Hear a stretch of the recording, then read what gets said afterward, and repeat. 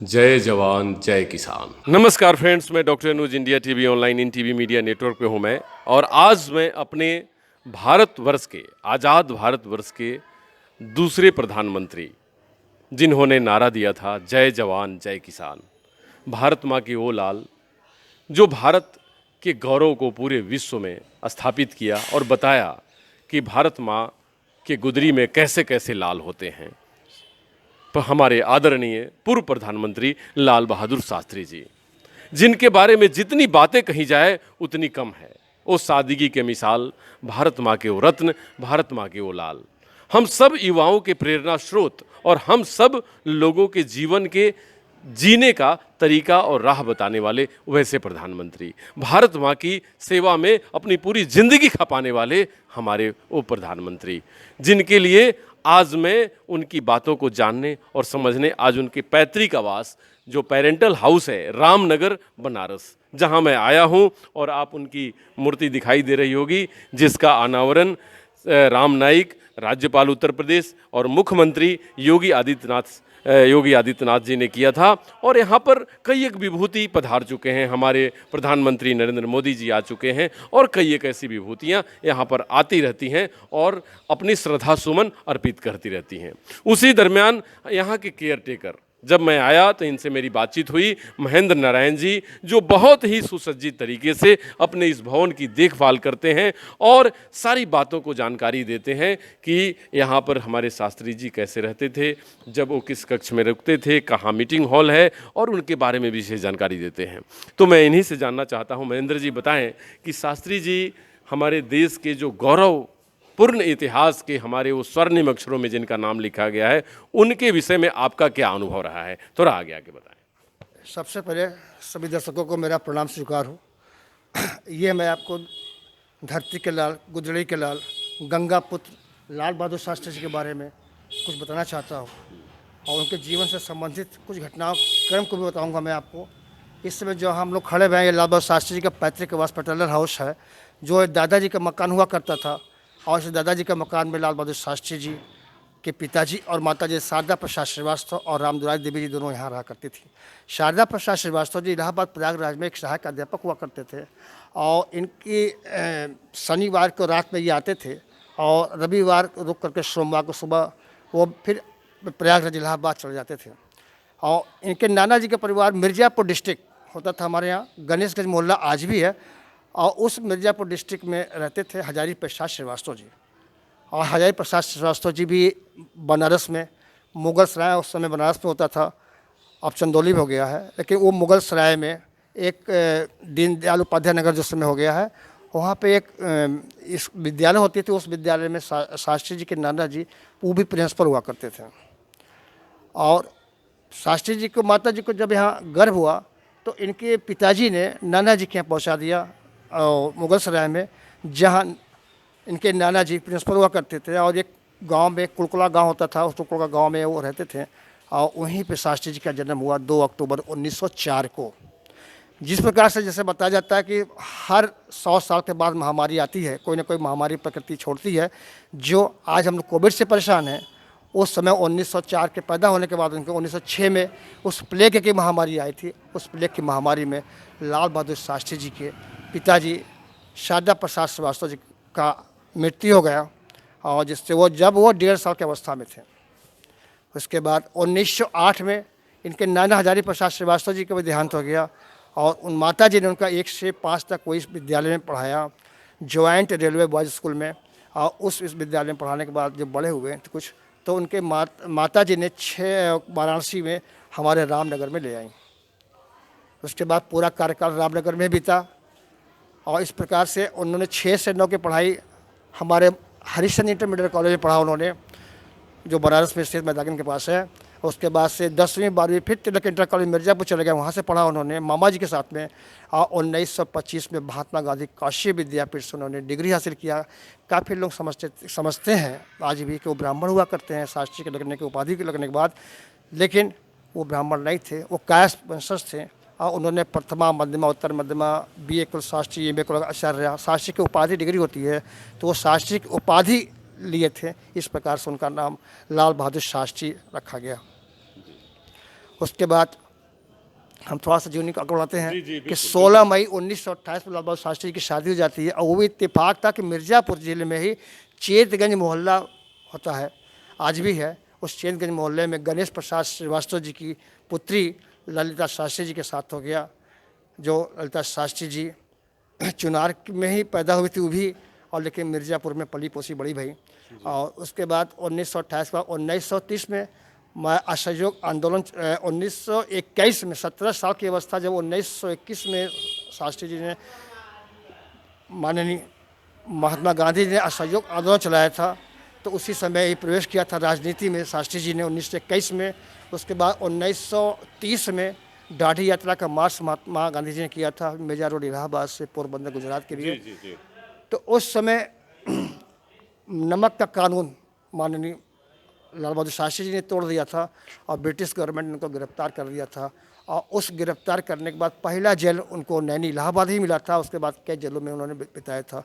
1947 में देश आज़ाद हो जाता है हमारा, और 1948 में जब अभी अभी हम लोगों ने 10 सितंबर को हम लोगों ने माननीय गोविंद बल्लभ पंत जी का जन्मदिन मनाया, और वो गोविंद बल्लभ पंत जी की सरकार उत्तर प्रदेश में बनी 1948 में। उत्तर प्रदेश के पहले मुख्यमंत्री हुआ करते थे, और उस उत्तर प्रदेश के पहले मुख्यमंत्री के मंत्रिमंडल में लाल बहादुर शास्त्री पुलिस मंत्री बनाए गए। जी, उसके बाद 1952 में शास्त्री जी रेल मिनिस्टर बने, और वो केंद्रीय रेल मिनिस्टर में केंद्र में चले गए जवाहरलाल नेहरू की सरकार में। आपको अच्छी तरह से पढ़ा होगा, याद भी होगा कि एक समय की घटना है कि आज लोग कुर्सी को देखते हुए इस्तीफा नहीं दे पाते हैं, जी, बचाते हैं अपने आप को। जी, अगर बाई दफे सस्पेंड भी हो जाते हैं तो लोग बहाल भी हो जाते हैं। जी, जी, लेकिन लाल बहादुर शास्त्री जी 1952 की घटना को बता रहा हूँ, 1956 की, जब 1952 में शास्त्री जी रेल मिनिस्टर हुआ करते थे, तो 1956 में एक रेल दुर्घटना हुई थी मद्रास में अलियारपुर में, जो कि वो 144 आदमी मारे गए थे। लाल बहादुर शास्त्री जी अपनी नैतिकता को लेते हुए तुरंत रिजाइन दे दिया, जवाहरलाल नेहरू जी को इस्तीफा सौंप दिया 1956 में। 1957 में लाल बहादुर शास्त्री जी परिवहन संचार मंत्री बन जाते हैं। 1958 में उद्योग मंत्री बनते हैं। 1961 में गृह मंत्री बन जाते हैं, जो कि पहले घुमा के होते थे, लेकिन अब तो डायरेक्ट गृह मंत्री बन जाते हैं, होम मिनिस्टर हो जाते हैं। उसके बाद 1962 चाइना वार याद होगा, 1962 में चाइना ने चीन ने अटैक कर दिया था, हम लोग परेशान जी, आप सबों को याद है। उस समय हम लोग खाने के लिए मोहताज हो गए थे। अब PL-480 के नाम से अमेरिका से हमारे गेहूँ आती थी, और वो गेहूँ हम लोगों को स्वीकार करना पड़ता था, जो कि अमेरिका के जानवर तक नहीं खाते थे, उस गेहूँ को हम लोगों को खाना पड़ता था मजबूरी बस। और 1900 ये घटना आपको बता रहा हूँ मैं कि 1965 की है, और 27 मई 1964 में जवाहरलाल नेहरू भारत के प्रथम प्रधानमंत्री जवाहरलाल नेहरू जी का निधन हो गया 27 में 1964 का। और 1964 में ही 9 जून 1964 को लाल बहादुर शास्त्री जी को प्रधानमंत्री बना दिया जाता है। 27 मई और 9 जून के बीच के दरमियान गुलजारी लाल नंदा के कुछ समय के लिए करारवाहक प्रधानमंत्री बनाया जाता है। तो 1965 में घटना बताया कि जो अमेरिका से गेहूँ आती थी, तो उस अमेरिका के गेहूँ से जो हमारे पाकिस्तान का अयूब खान राष्ट्रपति होते थे, उन्होंने वही समझा कि वो जवाहरलाल नेहरू जी का ही ये भारत है, कि जो चाइना ने वार किया और अटैक किया और कब्जा, मतलब वो ये परेशान हो गया भारत, और ये मौका बहुत अच्छा है। और उन्होंने अटैक किया 22 अगस्त 1965 को।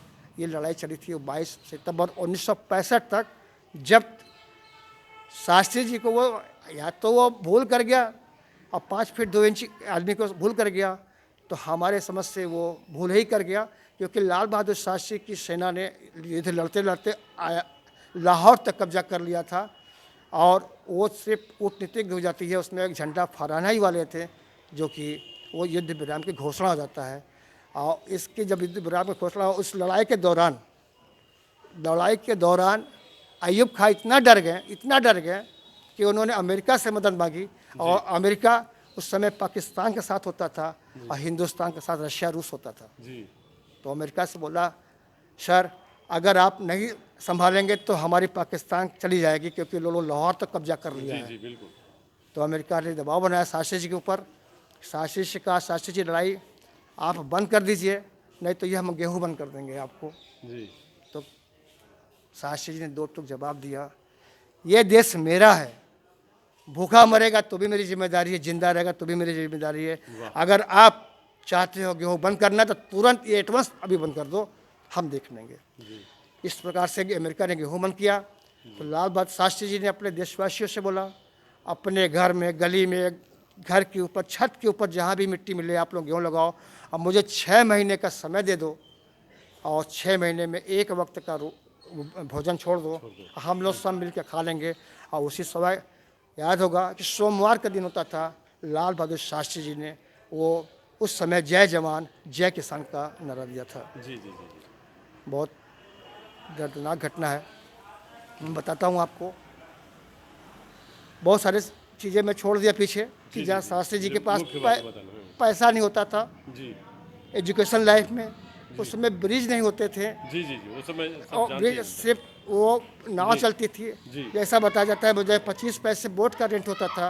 लाल बहादुर शास्त्री जी वो बोट का रेंट भी नहीं दे पाते थे। वो गंगा तर करके उस पार जाते थे पढ़ने के लिए, उस वहाँ से फिर लंका से 10 किलोमीटर दूर लगभग काशी विद्यापीठ जाते थे।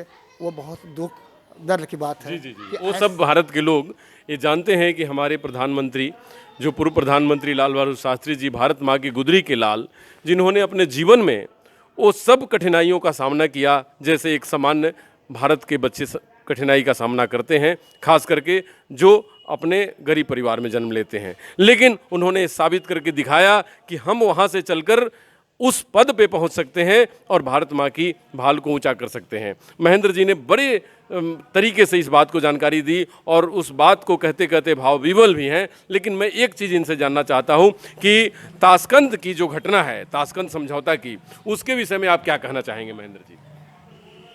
ताशकंद की घटना की जहाँ ताशकंद की घटना रशिया की सबको पता है कि आज भी सरकार के पास मिस्ट्री बनी हुई है। और वो घटना शास्त्री जी 3 जनवरी 1966 को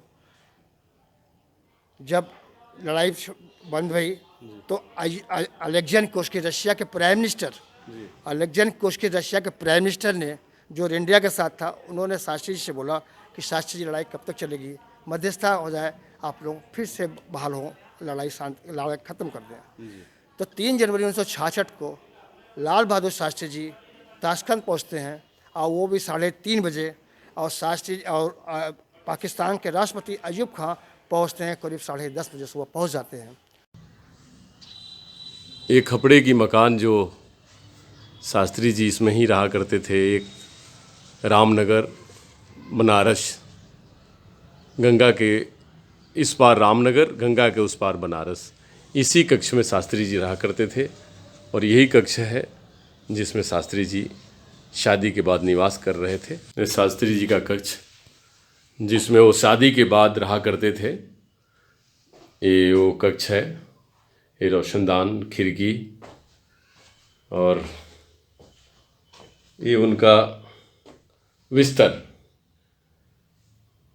और ये रोशनदान, रोशनी के वो इंतज़ाम, लालटेन जिसको कहते हैं, ये सारी चीज़ें। ये चेयर जिस पर कभी हमारे देश के लाल, भारत माता के रत्न श्री लाल बहादुर शास्त्री जी बैठा करते होंगे, और वो बिस्तर जिस पर वो विश्राम करते होंगे, ये गौरव की बात है। ये हमारे पूर्व प्रधानमंत्री श्री लाल बहादुर शास्त्री जी की मीटिंग कक्ष है और मीटिंग कक्ष के प्रवेश द्वार से हम लोग प्रवेश कर रहे हैं। मीटिंग कक्ष में रखी हुई वो 2 बैठने के स्टूल और फिर वो चेयर, कुर्सी जिस पर वो बैठते होंगे,